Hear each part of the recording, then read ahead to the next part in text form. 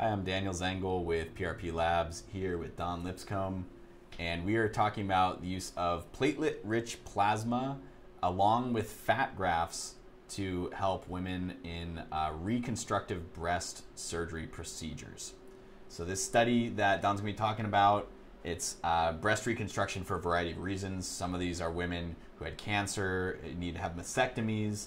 Some of them are women who had breast implant complications, and they list about like 5 other different reasons why a woman might have some kind of breast reconstructive surgery in this study.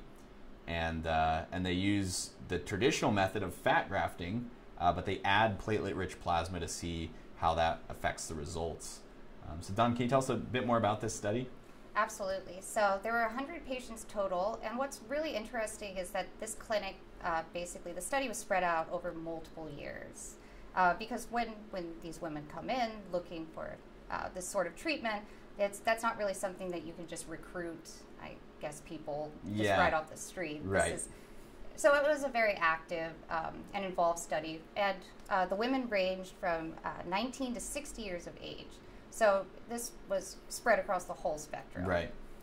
They were divided evenly into 2 groups, and they either received a PRP and fat graft treatment or just the fat graft treatment. And that'd just be like the traditional procedure they've been doing for years, essentially. So PRP was prepared by drawing blood from each patient and then adding sodium citrate as an anticoagulant to prevent platelet activation. So it was prepared using 1 cycle of centrifugation. Yeah, they use the, the cascade system for this, which is generally regarded as not a really high quality PRP system. It only uses 1 spin in the centrifuge. A lot of research shows us that you want to have a 2-spin process to get ideal platelet concentrations.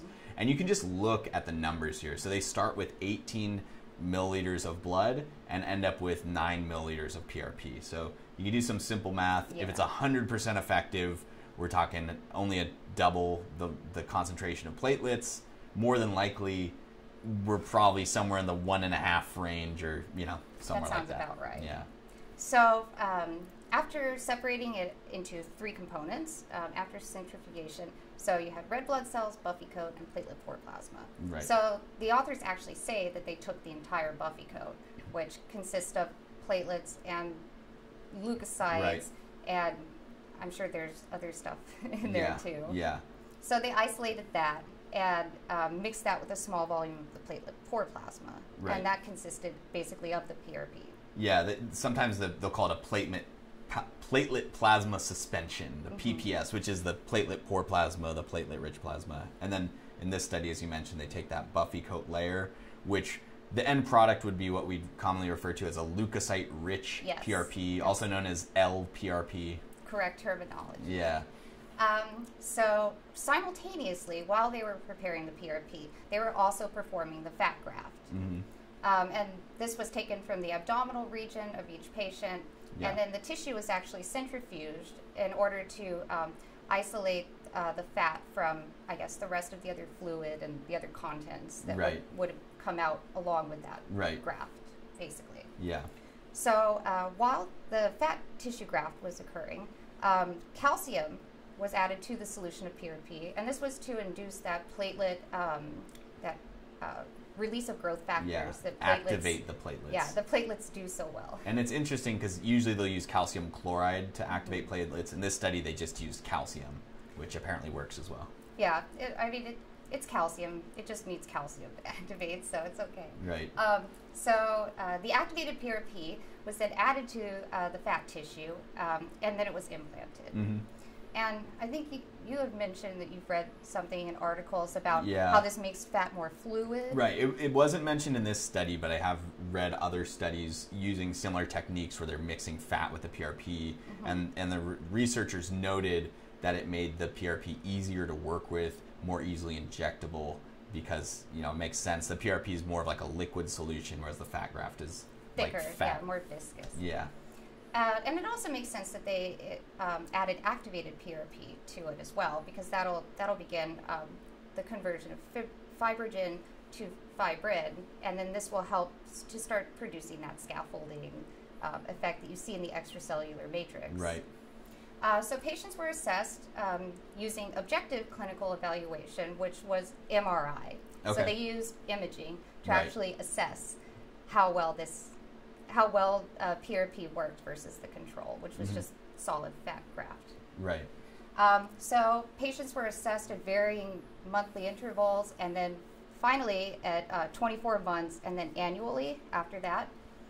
And so what's really, really great about this is that you saw a twofold increase in the breast tissue volume Right. that occurred in PRP versus just the control. Right. And then it was also nearly a double in they call it like the maintenance, like of like how well it held up. And I believe they said for the PRP group, 69% had like maintained form, I guess, during their follow-ups, whereas with a normal fat grafting group, it was only 39%. Exactly. And so just to put this into perspective too, because with breast reconstruction using fat grafts, it's going to be small increases. It's not going to be like what you get with Silicone implants. Yeah. So the PRP group experienced a 1.2 to 2 centimeter increase versus just the fat graft exclusively group, which only experienced on average a 0.5 to 1.2 centimeter increase. So it really was like twice as much volume increase. Exactly. Incredible. So why is this working? This kind of makes sense because whenever you transplant fat tissue, then it doesn't actually have its own blood supply. It needs, it relies on fluid diffusion in order to get nutrients and oxygen.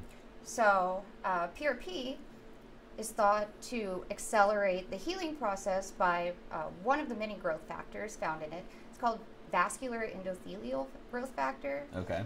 And this accelerates the formation of new blood vessels.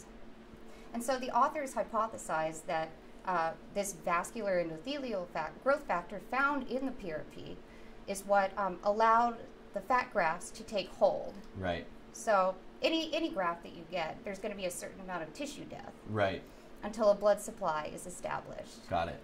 So they think that because newer and denser blood vessels were formed, this allowed more of the tissue to hold. Right, and that makes total sense. And we've seen similar results.